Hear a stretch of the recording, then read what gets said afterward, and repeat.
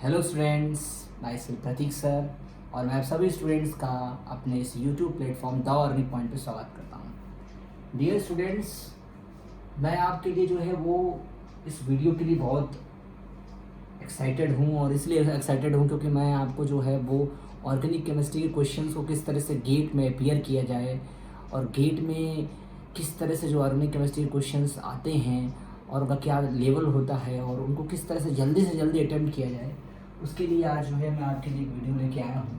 और ये वीडियो आपके लिए बड़े काम की होगी। अगर आप गेट के एस्पिरेंट हैं, आप गेट की तैयारी कर रहे हैं, तो ऑर्गेनिक केमिस्ट्री को अटेम्प्ट करने का ऐसा तरीका आपको मैं बताऊंगा कि आपको मज़ा आ जाएगा। ठीक, तो मैं आपसे बिल्कुल क्लियर बोल दूँ, आप बिल्कुल एंड तक इस वीडियो को देखिएगा, आपको बहुत ज़्यादा अच्छा कुछ मिलने वाला है। और ये सब गेट से रिलेटेड होगा, गेट के पेपर से रिलेटेड होगा और मैं फोकस करूँगा उसके रिएजेंट्स और नेम रिएक्शन वाले पार्ट। ठीक है, चलिए शुरू करते हैं। तो जैसा कि मैं आपको बताऊं कि गेट में जो है वो अब जो पैटर्न है हमारा, उसके हिसाब से एमसीक्यू और न्यूमेरिकल आंसर टाइप यानी एनएटी फॉर्मेट, ये दो तरीके के सवाल आते हैं। एमसीक्यू में जो है 1 नंबर का भी आता है, 2 नंबर का भी आता है, एनएटी में 1 नंबर का भी आता है, 2 नंबर का भी आता है। और सवालों का जो लेवल होता है वो चूँकि आईटी कंडक्ट कराती है तो बुकों से होता है, अच्छी बुकों से होता है, स्टैंडर्ड बुकों से होता है, तो उनके क्वेश्चंस के पीछे जो लॉजिक है उसको भी समझना ज़रूरी है और किस तरह से अटेम्प्टिंग अप्रोच है ना, उसको समझना भी ज़रूरी है। तो चलिए शुरू करता हूँ। मैं 2012 से और 2018 तक की मेरे पास आज सवाल हैं और मैं इसके पहले भी गेट के पेपर जो हैं उनके भी सवालों को लूँगा और अभी जो 2019 और 2020 के सवाल हैं उनको भी लूँगा। लेकिन अभी आप थोड़ा अप्रोच देखिए कि सवाल कैसे आते हैं, उनका क्या स्टैंडर्ड होता है और हमें जो सवाल उनमें से करने हैं उनके लिए हमें अपने आप को कितना तैयार करना है, हमारे ऑर्गेनिक कहाँ स्टैंड करती है और हमें कितना पहुँचना है वहाँ तक। ठीक है, चलिए तो शुरू करते हैं। 2012 के सवालों से हम चलते हैं।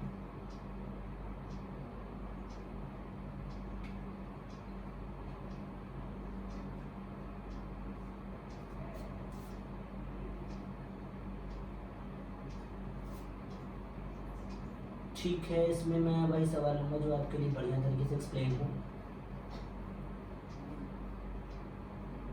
ये देखिए एक सवाल है हमारे पास, ये सवाल है हमारा, देखिए क्वेश्चन नंबर 33 है। मैं ऐसा सवाल लूँगा बेटा जो जिनमें रिएजेंट्स हो, है ना, रिएजेंट्स हो, जिनमें नेम रिएक्शन हो, जिसमें कोई सिंथेसिस हो, जिसमें कोई स्टीरियोकेमिस्ट्री आ रही हो, जिसमें आपको ज़्यादा दिक्कत आती है। छोटे छोटे सवाल जीओसी के, बेसिक रिएक्शन मैकेनिज्म के, एरोमेटिसिटी के, इनको मैं थोड़ा सा इग्नोर करूँगा। जिनमें ज़्यादा बड़ा सवाल आता है उन सवालों में बच्चों को ज़्यादा दिक्कत होती है, तो उन सवालों को ज़्यादा प्रेफरेंशियली मैं उठाऊँगा। अब देखिए इसमें अगर आप ध्यान से देखिए, गौर करें बेटा, तो इसमें 2 6 मेंबर रिंग हैं और ट्रांस फॉर्म में 2 हाइड्रोजन जुड़े हुए हैं, एक सॉलिड है एक ब्रोकन है। 9 बीबीएन इसमें जुड़ा हुआ है और 9 बीबीएन आप भी जानते हैं क्या होता है। 9 बीबीएन का मतलब होता है बल्कि बोरान। अब आप लोगों में अक्सर क्या होता है, जो लोग रिएजेंट पढ़ते हैं उन लोगों को ये बात पता होती है कि रिएजेंट क्या होता है और उसकी कैसे स्टडी की जाती है, लेकिन बहुत सारे लोग इसको अब भी एक टॉपिक मान के रट्टा मारते हैं। तो मैं आपको एक बात क्लियर कर दूं, रिएजेंट अगर आपने रटा है और उसकी प्रैक्टिस नहीं करी है और डिफरेंट सवालों में मिक्स करके उसको यूज़ नहीं किया है तो कोई फ़ायदा नहीं पढ़ने से, वो आपका मात्र एक टॉपिक है।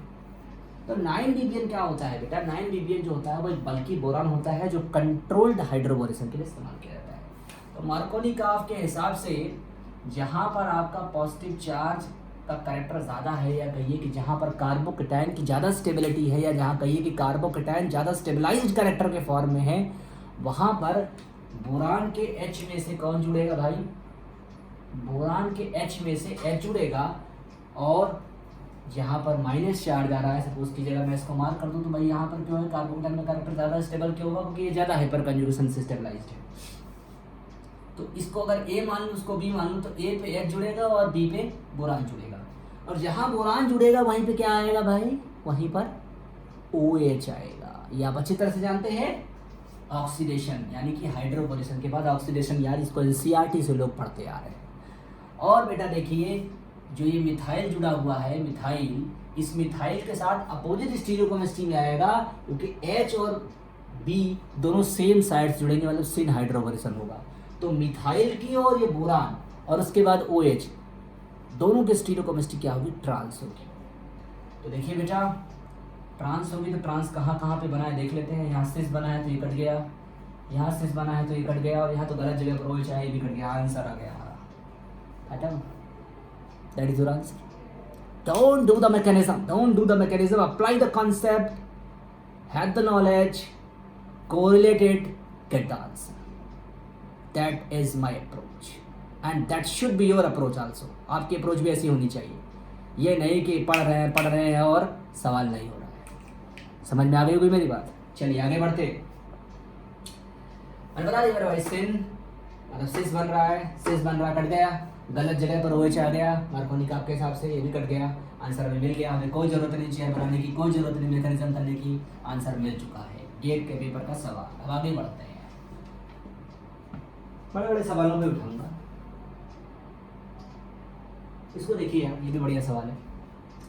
जिसको पढ़ा हुआ है, जिसको आता है वो कर लेगा, जिसको नहीं आता है, जिसको नहीं पढ़ा हुआ है वो नहीं कर पाएगा। ये तो बिल्कुल फैक्ट बात है। देखिए, पढ़ना तो पड़ेगा आपको, लेकिन पढ़ने के बाद भी सवाल ना हो पाना, ये बड़े दुख की बात है। देखिए यहाँ पर क्या है, यहाँ पर मैंने ONO लिया है, और ONO क्या होता है बेटा? O nitrite, ONO। एक ONO से जुड़ा हुआ बहुत फेमस नेम रिएक्शन है जो फ्री रेडिकल रिएक्शन के थ्रू प्रोसीड करता है, और उसको लोग नेम रिएक्शन की तरह पढ़ते हैं, स्पेशली फोटोकेमिस्ट्री में पढ़ते हैं। Barton reaction, Hofmann Loffler Freytag reaction, Hofmann Loffler Freytag type reaction, Barton McCombie deoxygenation, ऐसा करके बहुत सारा फ्री रेडिकल टाइप का रिएक्शन लोग पढ़ता है। वही है यहाँ पे। तो यहाँ पर ONO जो है उसके साथ जो डेल्टा OH है, ये तो क्या है? अल्फा पे है, बीटा है, गामा है, ये वाला डेल्टा है। इधर भी आते हैं, ये बीटा डैश है, ये गामा डैश है, और ये डेल्टा डैश है। एक बड़ी खास बात मैं आपको बताना चाहूँगा।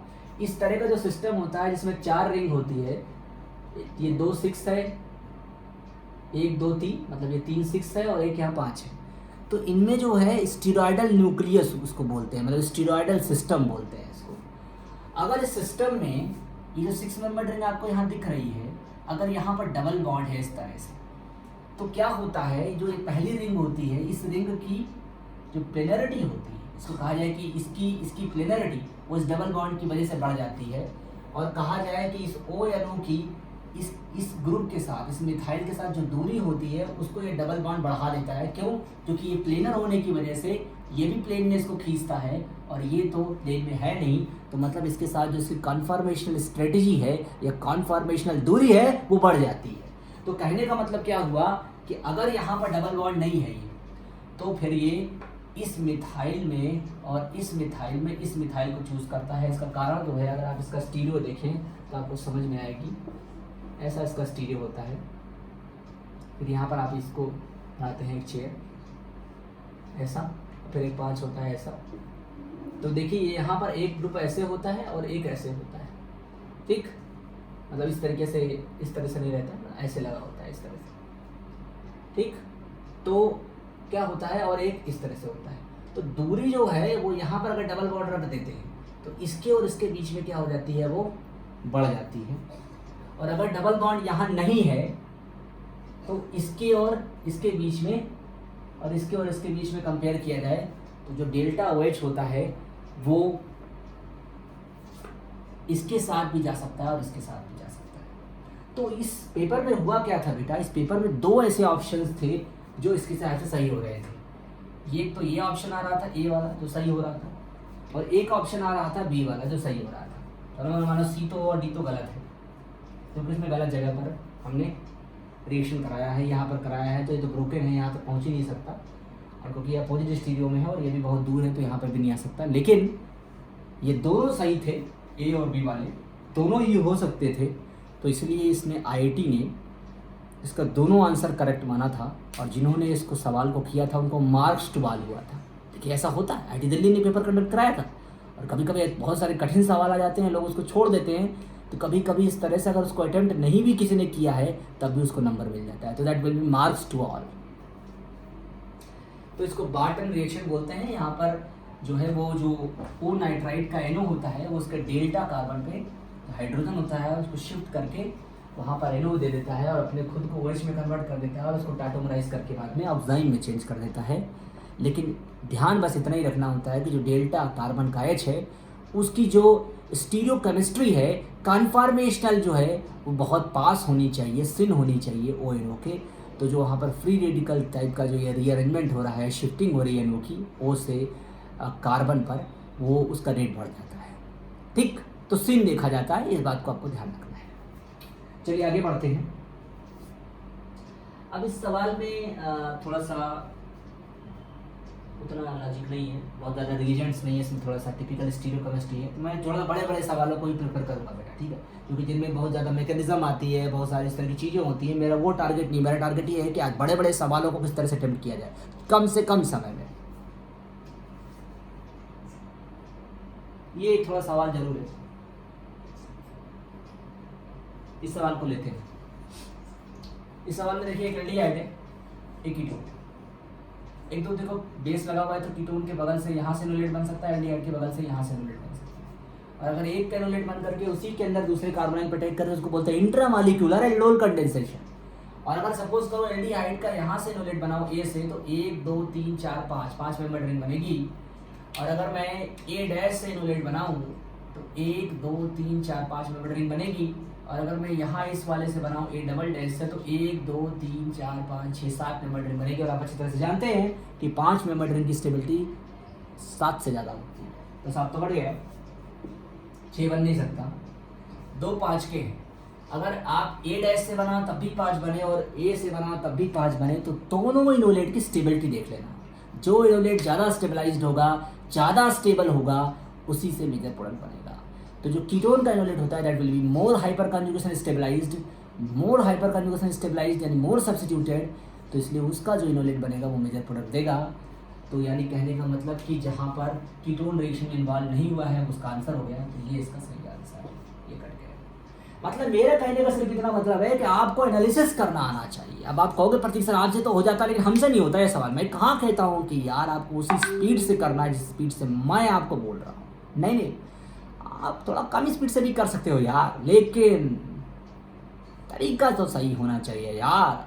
अगर आपने जम्मू कश्मीर जाना है और आपने जो है वो कर्नाटक की जो है वो बस पकड़ ली है या ट्रेन पकड़ ली है, तो आप कभी जम्मू नहीं पहुंच सकते। तो सही तरीके से पहुंचिए ना यार, सही डायरेक्शन में चलिए, that is very important, that is very very important. अब हम आते हैं अपने नेक्स्ट सवाल की बात करते हैं, 39 लेते हैं सवाल। बढ़िया सवाल है यार ये इसमें भी मार्क्स 12 हुआ था, सबको बच्चों को नंबर मिला था। देखिए मैं बताता हूँ मार्क्स 12 क्यों है, मैं इस सवाल के सोल्यूशन पे नहीं जाऊँगा। आप देखिए यहाँ से जो ये रिंग है, यहाँ से डबल बॉन्ड प्लेनर है और एक अंदर की तरफ ऐसे ग्रुप दिखाया गया है, और यहाँ पर भी डबल बॉन्ड प्लेनर है लेकिन ऐसे बाहर की तरफ ग्रुप दिखाया गया है। आप खुद सोचिए, इस कार्बन पे अगर प्लेन में ऐसे लगा दो और प्लेन में ऐसे लगा दो तो इसमें क्या अंतर है? दोनों ही सेम है। तो चूंकि दोनों ही ऑप्शन सेम थे इसके, तो इस सवाल में भी मार्क्स 12 हुआ था। इसका नंबर A, B और C दोनों ही सही है, दोनों ही हो सकता है। और 3-3 सिग्मा ट्रॉपिक रीअरेंजमेंट है इसमें, तो इसमें भी जो है सबको नंबर मिला था। तो ऐसे बड़े सवालों को अगर अटेम्प्ट कर रहे हैं और अगर आप आंसर तक नहीं पहुंच पा रहे हैं और आपको लगता है कि ऑप्शंस में कुछ मिस्टेक है, तो please do the problem, please do the problem. अगर आपको लगता है तो ये नहीं कि सब सवाल के आंसर को गलत मान के आप टिक कर देना, नहीं, ऐसा नहीं बोल रहा मैं आपको। अगर आपको लग रहा है सवाल बड़ा है, ट्रिकी है, और उसके बाद आप आंसर पहुंच रहे हैं और आप आंसर के काफ़ी क्लोज है और आपको लग रहा है ऑप्शन में गलती है, तो उसके सवाल को अटेम्प्ट कीजिए। डरिए मत कि माइनस हो जाएगा, क्योंकि सही होने का चांस ज़्यादा है, नंबर मिलने का चांस ज़्यादा है। चलिए आगे बढ़ते हैं। बस इसमें 3 सवाल थे। ये सवाल तो देखो बहुत ही आसान है, इसमें तो कोई दिक्कत ही नहीं है। देखो इस सवाल की अगर मैं बात करूँ तो पहले कॉमन डाटा सवाल आया करते थे, तो NAD फॉर्मेट हो गया, तो कॉमन डाटा ये लिंकेड आंसर सब नहीं आते लिंकेड क्वेश्चंस। देखिए यहाँ पर देखिए डाइऑल सिन है, एक डबल बॉन्ड पे 2 OH आ रहे हैं। सिन डाइऑल बनाता है वो रिएजेंट ऑस्मियम टेट्राऑक्साइड या osmium tetroxide, potassium permanganate with NaOH, potassium permanganate, ये कुछ ऐसे रिएजेंट्स है। रुथेनियम टेट्राऑक्साइड, ये कुछ ऐसे रिएजेंट्स हैं जो वुडवर्ड डाईहाइड्रोक्सिलेशन, ये कुछ ऐसे रिएजेंट्स हैं जो डाइऑल बनाते हैं सिन मैनर में। तो एक तो ऑप्शन ये हो गया, बाकी कट गए। और अगर किसी भी OH के बगल में गुड लीविंग ग्रुप है और आप उसको बेस से ट्रीट कर रहे हो, वहाँ सेमी प्नाक्लोन रीअरेंजमेंट होता है जो कीटोन या एल्डिहाइड बनाता है। देख लेते हैं, अगर हमारा प्रोडक्ट में से कोई भी कीटोन या एल्डिहाइड है तो वही मेरा सही है। आ जाते हैं 49 पे, देखिए एक ही कीटोन है, that will be your answer. अगर नहीं जानते ना बेटा ये, तो तुम मारोगे इपॉक्साइड।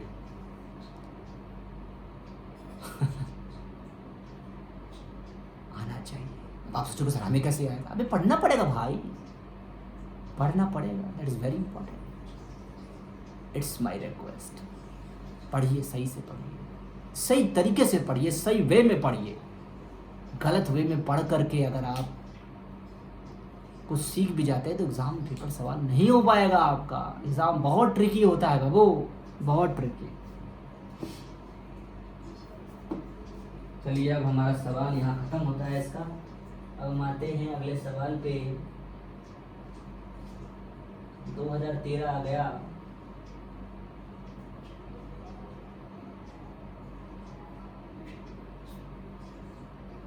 दो 2013 में हम जो सवाल लेते हैं, बड़े सवाल ही लेंगे, छोटे नहीं लेंगे।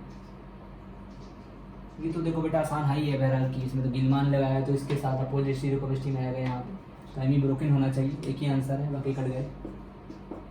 यहाँ एमी जुड़ना चाहिए इस कंजुगेटेड डबल बॉन्ड पे, और स्टीरियोकेमिस्ट्री अपोजिट होनी चाहिए इसकी, that will be your broken, so that the D will be the answer, all will be rejected.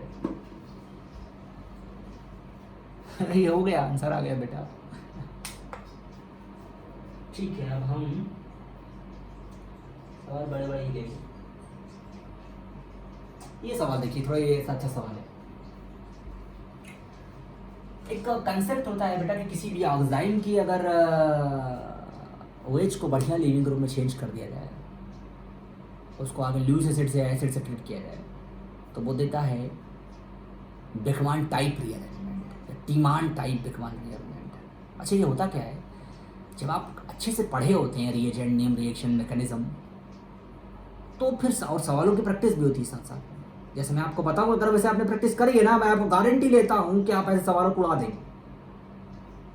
लेकिन आपको वैसे डायरेक्शन में पढ़ना पड़ेगा, वैसे डायरेक्शन में चलना पड़ेगा, दैट इज़ वेरी इंपॉर्टेंट।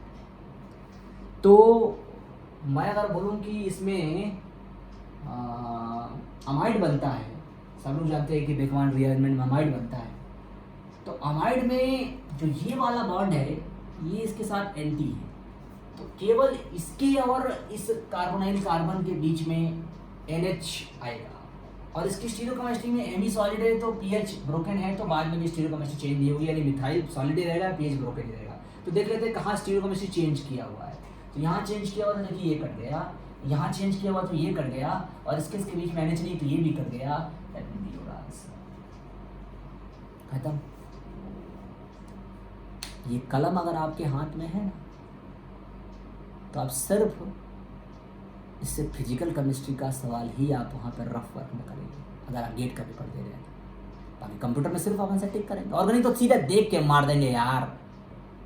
अगर आपको ऑर्गेनिक के 100% सवाल मिल रहे हैं तो केवल 20-30% ऐसे सवाल होंगे जिनमें आपको दिमाग लगा कुछ मैकेनिज्म सोचना पड़ेगा, स्टीरियो लगाना पड़ेगा। बाकी 70% सवाल आप यूँ उड़ा देंगे वहाँ पर। लेकिन तरीके से पढ़ने के बाद ही आप ऐसा कर सकते हैं। अब आ जाइए 29 नंबर का सवाल देखिए। 29 नंबर सवाल में 2 OH हैं और दोनों अगल बगल हैं, यानी कि 1,2 डाइऑल है, और उस पर एसिड लगाया गया है, ये देगा पिनैक्लोन रीअरेंजमेंट। और ध्यान से देखिए कि जहाँ पर आपका कार्बन ज़्यादा स्टेबलाइज्ड होगा वहीं पर कीटोन बनेगा। ये मेरे ट्रिक्स हैं, मेरे तरीके हैं बेटा, मैं आपको बताऊंगा अगर आप इस चीज़ को सीखना चाहेंगे तो जहाँ पर आपके पास स्टेबलाइज्ड कार्बन बन रहा है पिनैक्लोन में, वहीं पे कीटोन बनेगा। तो ऐसा कोई ऑप्शन है क्या यहाँ पे ऐसा कोई कंपाउंड है जिसपे ये दोनों रिंग NO2 और Na वाले एक साथ है? ये नहीं कर गया।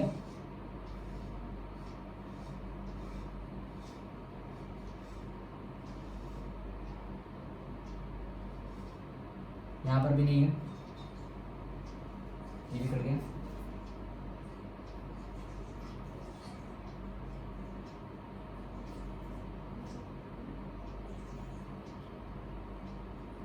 यहाँ पे है ये और ये ऑप्शन हो सकते हैं। अब आप देखिए ध्यान से बेटा, तो ये दो ग्रुप है, OMe वाला और PH वाला। जिस पे OMe है उसका माइग्रेटरी एप्टीट्यूड ज़्यादा है, यानी वो ऑप्शन सही है जिसमें एक ही कार्बन पे NO2 वाले रिंग भी है, मिथाइल वाले रिंग भी है और OMe वाले रिंग भी है। That will be your answer. खत्म। अगर आता भी है, पढ़े भी हो, तो सवाल जल्दी से जल्दी कैसे करोगे वो बता रहा हूँ मैं। चलो अब आगे बढ़ते हैं, बढ़ते हैं, बढ़ते हैं, बढ़ते हैं। आपको ज़रूरत है इसकी, लेते जाइए। इसको देख लो यार, तो ये तो बड़ा अच्छा सवाल है।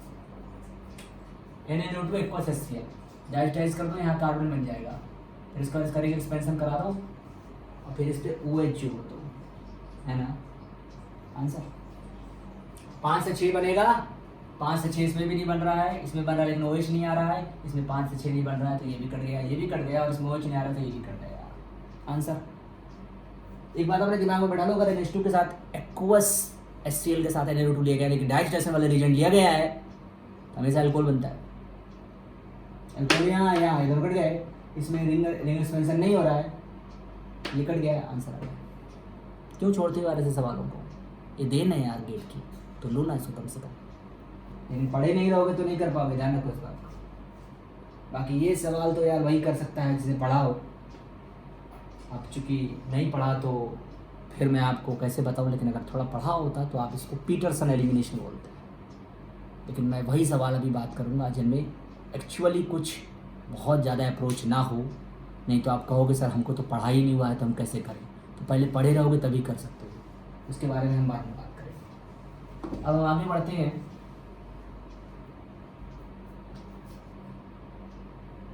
मेरे हिसाब से ये पेपर भी खत्म हो गया। ये बेटा देखो, ये भी ऑप्शन है, ये काफ़ी अच्छा सवाल है। ये क्या है कि जो ये रिएजेंट है, ये आपका ये रिएजेंट है, OMe एक कार्बन पे 2 मिथॉक्सी और प्रोपेन, 2 डाईमिथॉक्सी प्रोपेन, प्रोपेन मतलब ये, और ये एसिटल। तो ये एसिटल अगर एसिड के साथ ले रहे हो तो इससे 2 मिथेनॉल मिलेगा, और 2 मिथेनॉल मिथेनॉल का मतलब एक ABO निकल जाएगा और एक कीटोन मिलेगा, मतलब एसीटोन मिलेगा। और एसीटोन मतलब क्या होता है एसिड के साथ, जो डाइऑल को प्रोडक्ट करे, सिन डाइऑल को। देखिए सिन डाइऑल सिर्फ यहाँ है ये 2 OH, तो जिनमें इन दोनों OH का प्रोडक्शन हो रहा है वही सही आंसर है। ये कट गया, ये भी कट गया और ये वाला भी कट गया, हो गया। अरे यार गेट के सवालों को इतनी जल्दी कर लो यार, इससे ज़्यादा तुम्हें क्या चाहिए? गेट तो तुम्हारे यूं बाएं हाथ के खेल, चुटकी बजाते आंसर। आप लोगों ने कई सारी सीरीज भी देखी होगी, 10 सेकंड में आंसर, 15 सेकंड में आंसर, 20 सेकंड में आंसर। वो सब मेरे ही स्टूडेंट्स हैं, मुझसे ही पढ़ के कहीं ना कहीं आज अच्छी जगह पर हैं, मुझे उनके लिए बड़ी खुशी है। लेकिन ज्ञान सही तरीके से ही बांटना चाहिए, और ज्ञान में कोई धोखा भी नहीं होना चाहिए बेटा। अगर ज्ञान सही तरीके से नहीं है और धोखाधड़ी के साथ है तो वो ठीक नहीं होता है बेटा। मेरा अपना यही सजेशन है सभी लोगों को, मेरे सभी स्टूडेंट्स का अपना एक सलाह भी है कि जहाँ वो काम कर रहे हैं बच्चों के लिए मेहनत करें, ईमानदारी रखें। धोखाधड़ी और बेईमानी ठीक नहीं है। ठीक, ऑनलाइन के इस टीचिंग में एक बहुत बड़ा बिगेस्ट ड्रॉबैक भी है, क्योंकि ये बच्चों का विश्वास कम करता है ऑनलाइन स्टडी के लिए। ठीक, इसका ध्यान रखें। मेरे जितने भी स्टूडेंट्स हैं मैं उनसे ये रिक्वेस्ट करना चाहता हूँ, जहाँ भी वो इस समय ऑनलाइन में पढ़ा रहे हैं। चलिए आगे बढ़ते हैं भाई। तो अब तो भाई, अब जैसे ये तो काफ़ी अच्छा सवाल है। इसमें कह रहा है मैग्नीज डाइऑक्साइड लिया गया। जब तुम खुद सोचो, जब तुमने प्रोटेक्ट कर दिया और फिर एसिडिक हाइड्रोलिसिस की जा रही है, मतलब डी प्रोडक्शन हो रहा है, तो तुम खुद सोचो जब तुमने इस OH को प्रोटेक्ट कर दिया, कॉमन डेटा सवाल था बेटा, तो इसका तो तुमने प्रोडक्शन कर दिया, तो इसमें ये वाला OH ऑक्सीडाइज होगा, क्योंकि ये क्या है केवल एलाइलिक है। तो इसको डबल बॉन्ड में चेंज कर दो, इसको डी प्रोटेक्ट कर दो। तो ऐसा ऑप्शन जिसमें है कि 2 OH सॉलिड और ब्रोकन है, वो आंसर सही होगा। तो देख लीजिए मिला लीजिए, I think C will be your answer. Okay, फिर दोबारा एसिड क्या हो जाएगा, डी प्रोटेक्ट हो जाएगा। So finally you get the answer. Okay, समझ में आ गया? चलिए आगे बढ़ते हैं। ये सब हमारा खत्म। अब हमारा 2014 आ जाएगा हिसाब से, 2014 स्टार्ट हो रहा है, बस खत्म। अब 2015 से हमारा पेपर जो है वो क्या हो गया है, न्यूमेरिकल आंसर टाइप वाला हो गया है। तो उसमें आपको सारे फॉर्मेट मिलेंगे, बड़े सवाल मिलेंगे, छोटे मिलेंगे, लेकिन हम थोड़ा सा ऐसे सवाल लेंगे जिनमें आपको हम एक प्रॉपर वे में चीज़ों को समझा सकें। ये सवाल लेना चाहेंगे, इस सवाल में कोई दिक्कत नहीं है। देखिए लेकिन इस सवाल में फिर भी मैं चाहूँगा कि आपको अगर सर मैकेनिज्म है या चीज़ें हैं तो मैं इनको बाद में लेना चाहूँगा।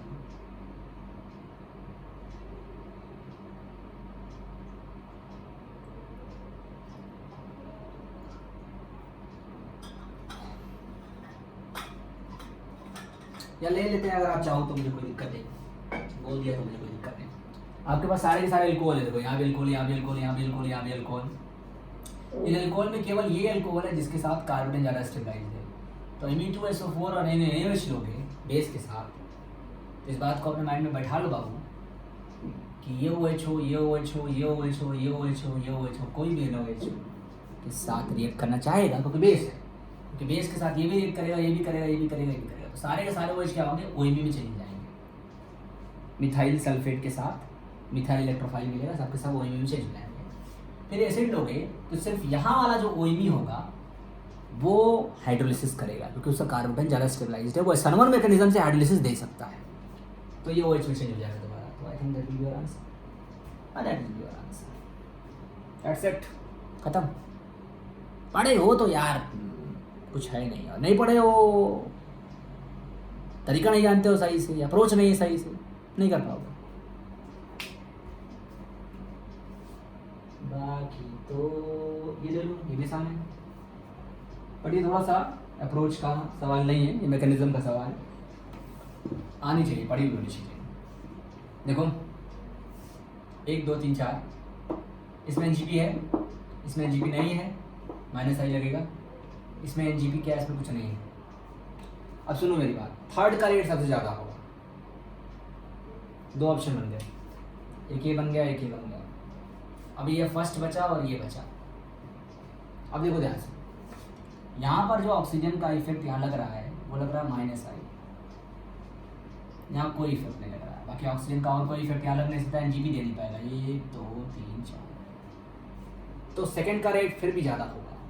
तो क्योंकि माइनस आई लगेगा तो जहाँ Cl है वहाँ पर जो कार्बन है उसकी इलेक्ट्रॉन डेंसिटी है वो और कम हो जाएगी, उसके सिग्मा स्टार की एनर्जी कम हो जाएगी, और जो होमो गैप होगा वो कम हो जाएगा।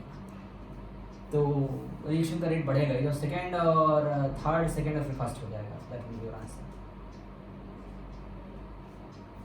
ठीक। तो मेरे हिसाब से इसको इतना ही देखा जाए तो सही रहेगा।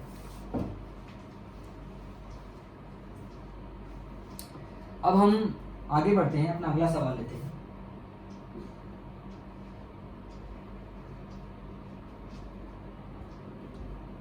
अब थोड़ा सा एक ये सवाल देखिए, थोड़ा इस तरीके के सवाल आते हैं बेटा, जिनमें क्या होता है, कुछ सबस्ट्रेट लिखा होता है और प्रोडक्ट लिखा होता है और इस तरह से पूछता है क्या रीजेंट। इन सवालों को करने का सबसे बढ़िया तरीका होता है कि अपने फंक्शनल ग्रुप को देखो कि कौन सा फंक्शनल ग्रुप है, और प्रोडक्ट और रिएक्टेंट को कंपेयर करो, आपस में क्लोजली कंपेयर करो। यहाँ से देखो, आपने यहाँ पर OBZ पहले भी बाद में भी, डबल बॉन्ड पहले भी है बाद में भी है, ये OBN पहले भी है बाद में भी, केवल ब्रोकन OH को हटा करके यहाँ पे H लगाया गया। तो कोशिश करो कि OH को हटा के H लगाए, इसका मतलब कि रिडक्शन हो रहा है यार। अरे ऑक्सीजन को हटा के H लगा, इसका मतलब रिडक्शन हो रहा है। अब तुम देखो इसमें लास्ट में रिड्यूसिंग एजेंट कहाँ है, तो पाओगे कि इसमें H10% PDC है और यहाँ लिथियम एल्युमिनियम हाइड्राइड है। बेटा लिथियम एल्युमिनियम हाइड्राइड ले सकते हो, ले सकते हो बिल्कुल, और H2PDC नहीं ले सकते क्योंकि H2PDC लोगे तो डबल बॉन्ड रिड्यूस हो जाएगा, तो ये तो कट गया। और अगर गौर करो तो A, C और D में यहाँ पर Me3SiCl लिया जा रहा है pyridine के साथ, तो OH का OSiMe3 बन जाएगा। यानी कहने का मतलब ये हो गया कि अगर तुम यहाँ पर ये C वाला रिएजेंट लोगे तो ये OH को प्रोटेक्ट कर रहा है, ना कि उसको रिएक्शन में ले जा रहा है, तो ये भी कट गया। और अगर देखा जाए A और D में, तो ये बढ़िया सवाल है बेटा, काफ़ी ज़बरदस्त और बढ़िया कोरिलेशन के साथ इसको सेट किया गया है। मैं आपको बताना चाहूँगा कि इसमें ऐसा क्यों हो रहा है, कि कौन सा सही है और कौन सा गलत है। तो जहाँ पे आपने लिथियम एल्यूमिनियम हाइड्राइड लिया है, मैं थोड़ा इसको लिखना चाहूँगा, ओ और ये बीजेड है यानी बेंजाइल ग्रुप है, लगाना चाहूँगा मैं बेटा आपके लिए। बेंजिलॉक्सी है या CH2PH लिख लिया जाए, ऐसा ग्रुप है। बीजेड का मतलब बेंजिलॉक्सी। तो ये वैसे तो अगर आप देखें बेटा, तो ये प्रोटेक्टिंग ग्रुप होता है जब आप एंड पे जुड़े, लेकिन जब एंड पे नहीं जुड़ा है तो फिर ये एस्टर है और ये लिथियम एल्यूमिनियम हाइड्राइड के साथ रिएक्शन में जाएगा, यानी कि रिड्यूस होगा। और अगर ये रिड्यूस होगा तो फिर इसका ये भी आंसर गलत है, तो इसका आंसर हो जाएगा ए। और बेटा आपको मैं बता दूं, ये बहुत अच्छा रिएक्शन, इसको बोलते हैं बार्टन मैकॉम्बी डीऑक्सीजनेशन।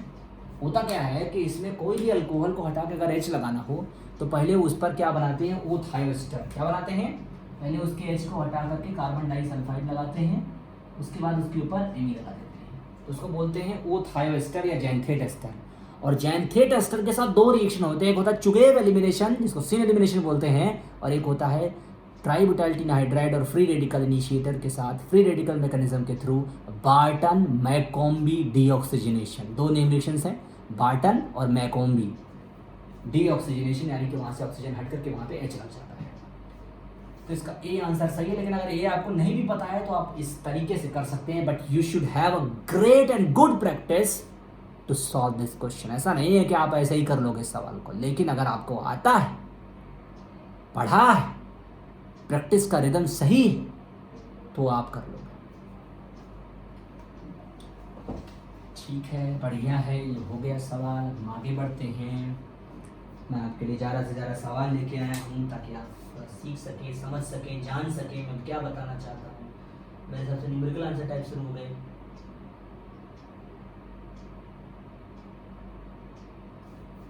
कुछ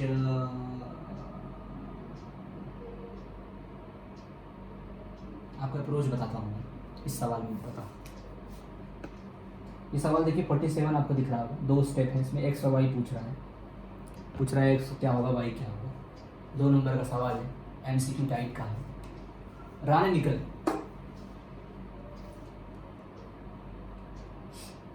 रानी निकल का एक पहचान है बेटा, आपने दिमाग में बैठा लीजिए। जो लोग रीजन पढ़ते हैं उनको थोड़ा पता होगा, लेकिन मैं आपको बताना चाहूँगा। रानी निकल की पहचान है कि वो सल्फर को हटाने का काम करता है, कार्बन सल्फर बॉन्ड तोड़ने का काम करता है। तो अगर कहीं पे भी रानी निकल है तो कार्बन सल्फर नहीं होना चाहिए,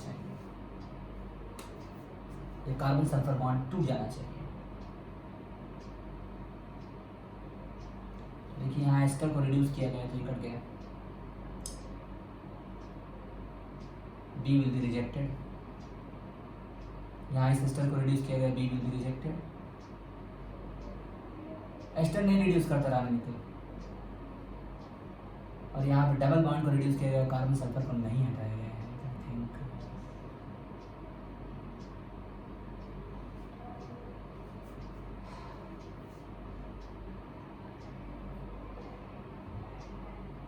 D will be rejected, so the answer will be A। तो अगर आपके पास तरीका सही है, अप्रोच सही है, बिहेवियर सही है, मैकेनिज्म नहीं भी आती है आपको, तो आप आंसर तक पहुंचे।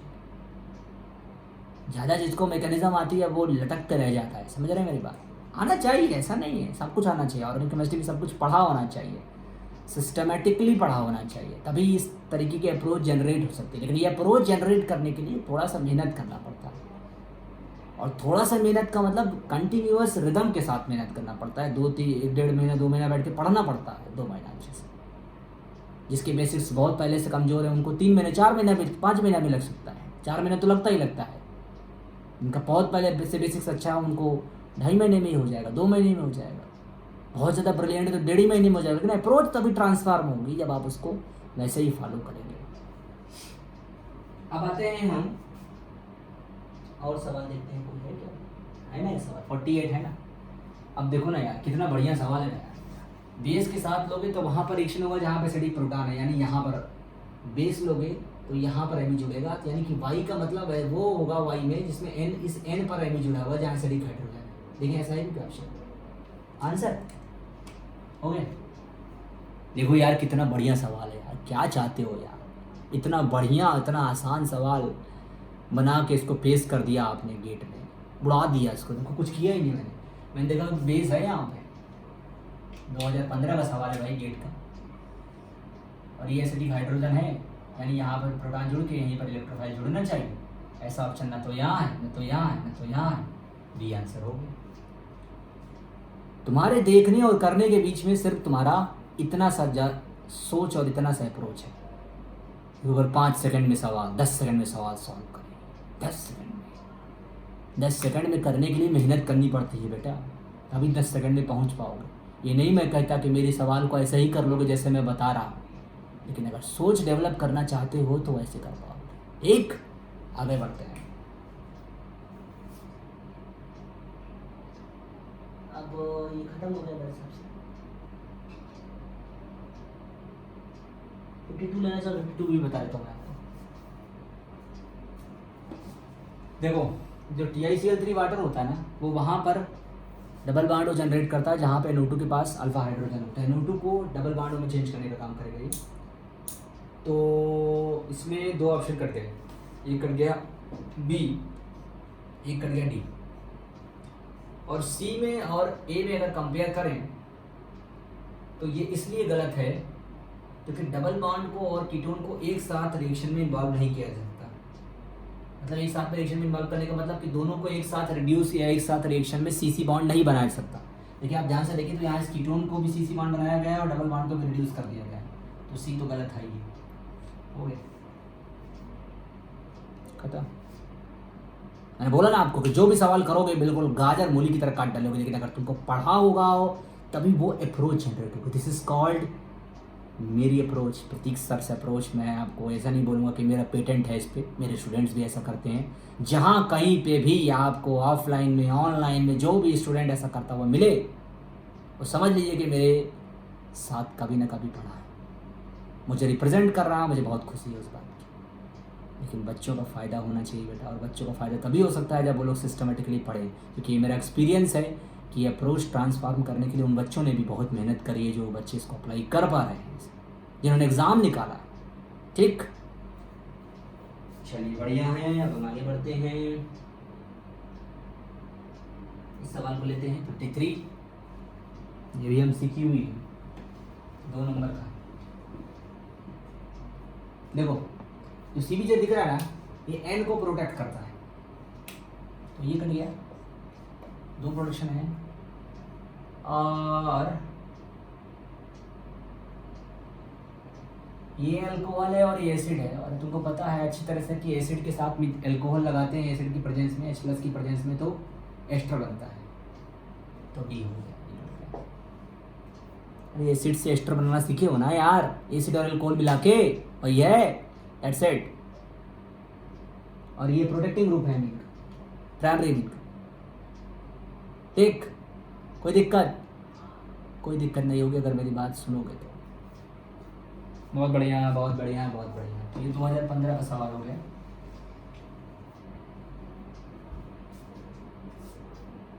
खत्म। 2014 का भी सवाल था भाई, 15 का नहीं था। 2012 हो गया, 13 हो गया, 14 हो गया। अब आते हैं 15 वाले।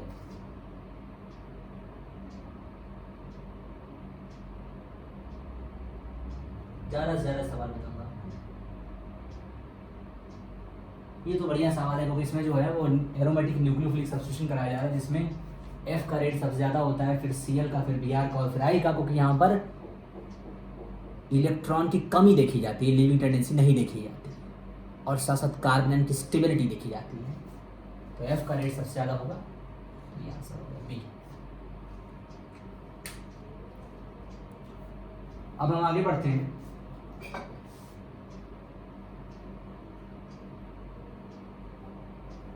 ये बड़ा बढ़िया रिएक्शन है बेटा, ये भी काफ़ी लोग जानते हैं इस बात को कि अगर किसी भी फॉर्मेल्डिहाइड के साथ अगर सेकेंडरी मिल जाए इसको इमीनियम साल्ट बोलते हैं, और इमीनियम साल्ट जो होता है वो मैनिच रिएक्शन देता है, ये अच्छी तरह से सब लोग जानते हैं। आंसर आगे बढ़ते हैं भाई। गाजर मूली की तरह काट डालोगे सवालों को यार, काट डालोगे। अब ये न्यूमेरिकल आंसर टाइप शुरू हो जाता है।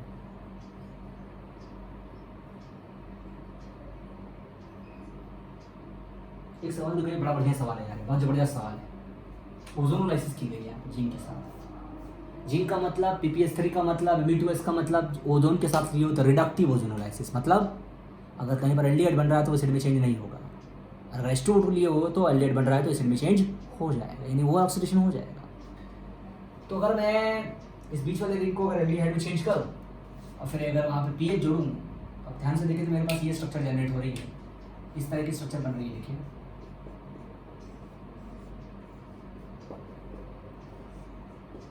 पीएच देखो, और एक ही पीएच आएगा दोनों में, एक OH और एक H।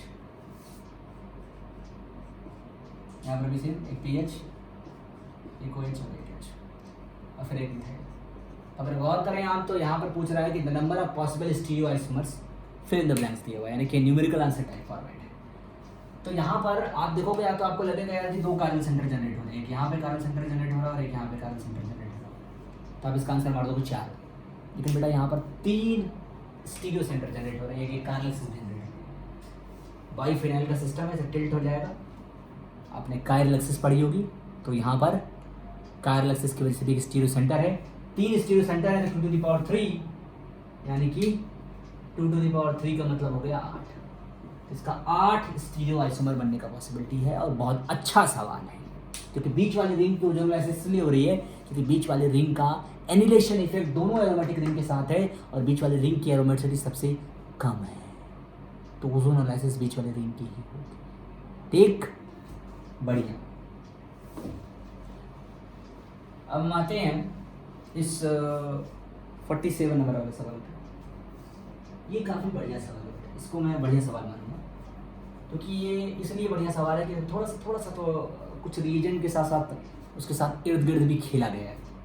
तो जो इर्द गिर्द खेला गया है मैं उसके साथ अभी नहीं खेलना चाहूँगा, क्योंकि मैं उसको उसके फिर मैकेनिज्म की ऊपर भी बात आ जाएगी, और मैं यहाँ पर ऐसे सवालों को उठा रहा हूँ जिनमें एक अप्रोच मैं आपको दे सकूँ। भरा तो मैं सकता हूँ, ऐसी कोई बात नहीं है, लेकिन फिर भी अभी नहीं बताऊँगा मैं।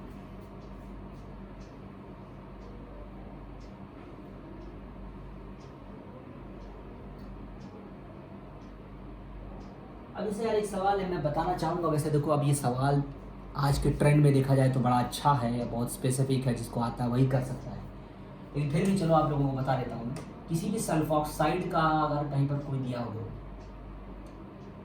और उसके पास अल्फा हाइड्रोजन हो बगल में इस तरह से,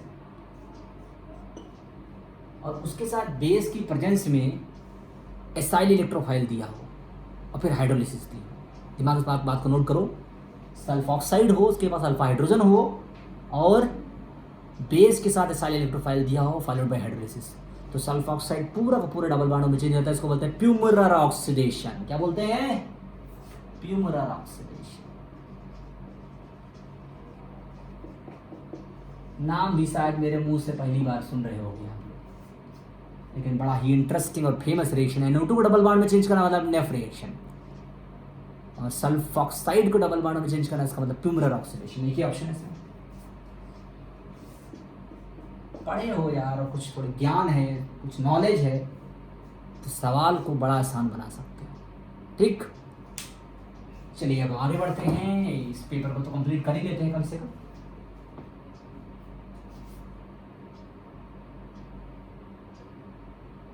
इस सवाल को ले लेते हैं। मैं इस पेपर में था बेटा, गेट के 2015 के पेपर में 60 रैंक थी मेरी, और इन सवालों को ऐसे ही किया था मैंने, जैसे मैं आपको बता रहा हूँ। आपको भी करना है तो आप भी कर सकते हैं, लेकिन आपको बस थोड़ा सा अप्रोच आपके अंदर लानी पड़ेगी, मेहनत करना पड़ेगा थोड़ा सा। इस सवाल को लेते हैं बेटा, देखिए यहाँ पर बेस लिया तो इसका प्रोटॉन निकलेगा, और इसका प्रोटॉन O से ही अटैक करेगा, क्योंकि अगर ये कार्बन से अटैक किया तो फिर इसकी एरोमेटिसिटी लूज हो जाएगी। तो O से अटैक करेगा, और जहाँ अटैक करेगा वहाँ पे एंट्रेंस नहीं होना चाहिए। तो देखिए जहाँ पे Cl है वहाँ पे एंट्रेंस नहीं है, तो यहाँ SN2 देगा जहाँ कार्बन पे Cl है, और जहाँ पर 2 मिथाइल है वहाँ पे एंट्रेंस ज़्यादा है, इसलिए कंजुगेटेड SN2 नहीं दे पाएगा। तो वहाँ पर जहाँ पर 2 मिथाइल डायरेक्ट जुड़े हुए हैं उसके साथ, वो गलत है। देखिए कट गया, एक ही कट गया। ये दोनों ऑप्शन सेम है, तो यही हो सकते हैं। अब आप गौर करो तो इसमें हीट लेकर आ गया है, तो हीट करे हो तो यहाँ पर आगे 3 3 सिग्मा ट्रॉपिक है। देखो 1 2 3, 1 2 3, या आप कहो तो यहाँ पर इधर की तरफ 3, क्योंकि ये इधर आ रहा है। दोनों तरफ में से किधर भी ले जाओ, उसमें कोई दिक्कत नहीं, दोनों ही आपसे उसके सेम ही है। ऐसे लगा दो डबल बॉन्ड, ऐसे लगा दो, ऐसे लगा दो, तो ये 1 2 3। तो जब 3 3 सिग्मा ट्रॉपिक करोगे तो इसके साथ जो बॉन्ड बनेगा वो डायरेक्ट 2 मिथाइल के साथ जुड़ा होगा, यानी कि इसका बी वाला आंसर सही है, सी वाला गलत है। और ये है aromatic Claisen rearrangement, pericyclic 3 3 sigmatropic rearrangement. लेकिन मैंने कहीं ना तो मैकेनिज्म करी, ना तो कुछ लगाया, सिर्फ मैंने अपने नॉलेज को सही फॉर्मेट में इंप्लीमेंट किया। और नॉलेज को सही फॉर्मेट में इंप्लीमेंट करना तो पहले पढ़ा तो होना चाहिए, तब तो इंप्लीमेंट करोगे।